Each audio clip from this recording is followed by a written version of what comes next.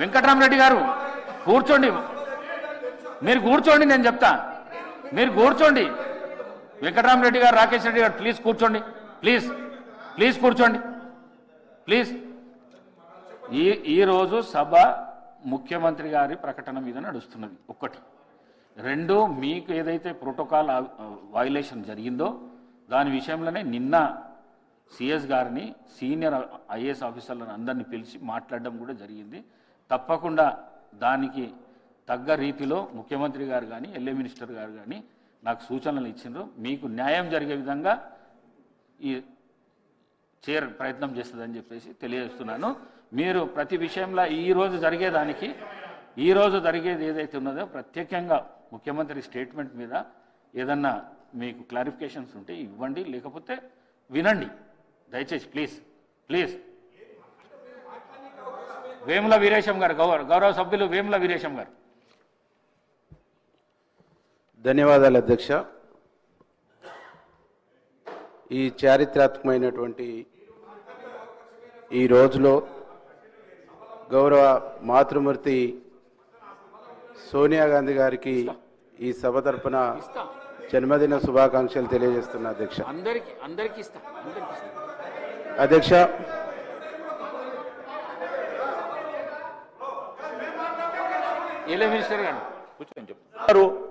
ఇద్దరు మాట్లాడడానికి అవకాశం ఇస్తామంటే కూడా అదే రేసి మాట్లాడుతుంటే ఎట్లనండి? కాదండి, అందుకోసమే ఏందా వెంకట్రామ్, కమాన్ మ్యాన్, కమాన్.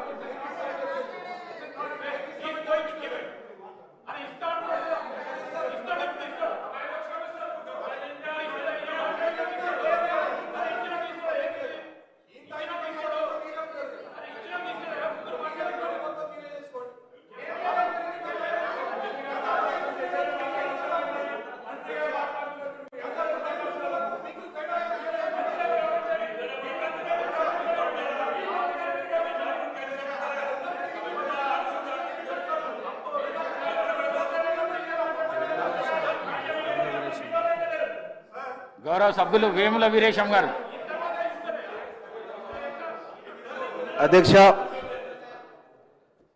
ఒక చారిత్రాత్మకమైనటువంటి దినం డిసెంబర్ 9. దాదాపు తెలంగాణ సమాజం మొత్తం, సకల జనులు, అన్ని వర్గాల, అన్ని సెక్షన్ల ప్రజలు ఒక ఉద్విగ్నంగా, ఒక ఉద్రేకభరితంగా చూసినటువంటి రోజు ఈరోజు.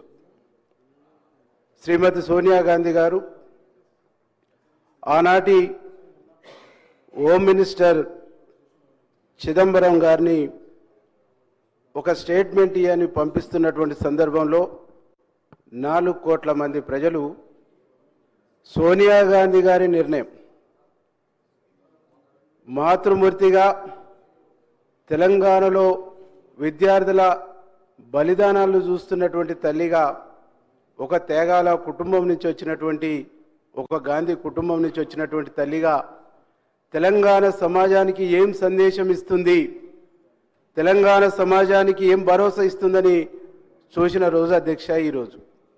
ఆ సోనియా గాంధీ తెలంగాణ ప్రక్రియ ప్రారంభమైందని చెప్పేసి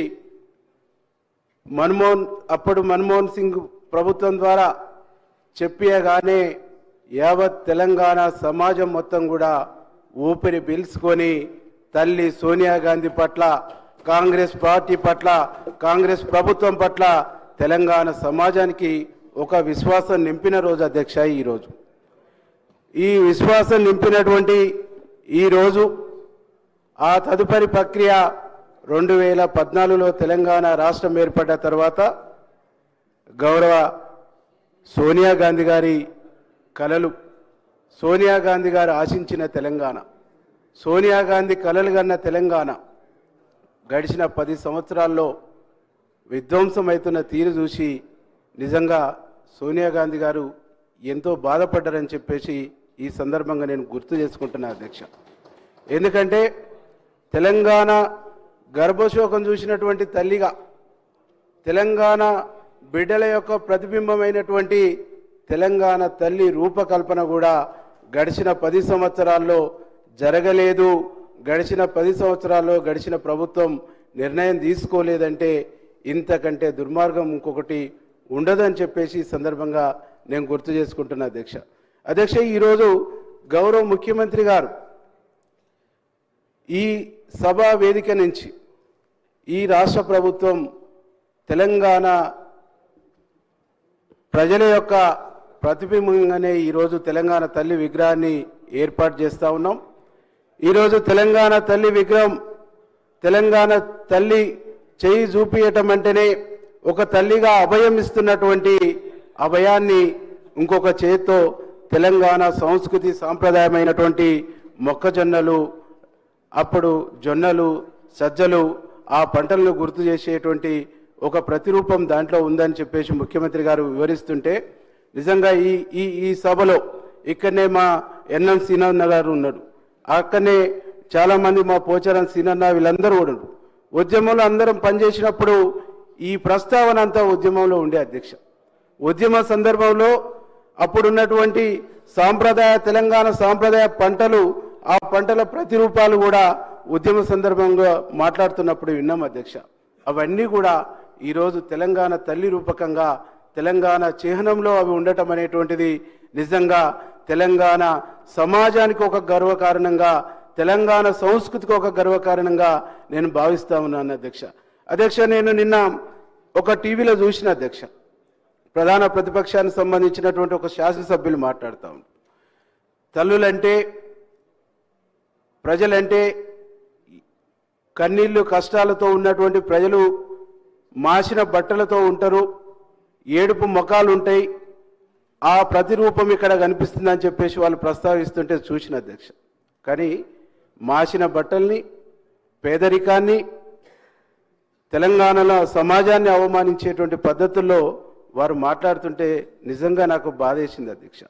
కానీ ఇక్కడ వచ్చినటువంటి ప్రజాప్రభుత్వం ఇక్కడ నిర్వహిస్తున్నటువంటి ప్రజాపాలన ఆ మట్టి మనసులా ఎట్టి మనసులా ఎతల్ని బాధల్ని కన్నీల్ని కష్టాల్ని వారి సంస్కృతిని సాంప్రదాయాన్ని ప్రతిబింబించేలాగా ఇవాళ తెలంగాణ తల్లి రూపకల్పన చేయటం అనేటువంటిది నిజంగా తెలంగాణ చరిత్రకు తెలంగాణ సంస్కృతికి తెలంగాణ సమాజానికి గొప్ప గౌరవంగా నేను భావిస్తా ఉన్నాను అధ్యక్ష.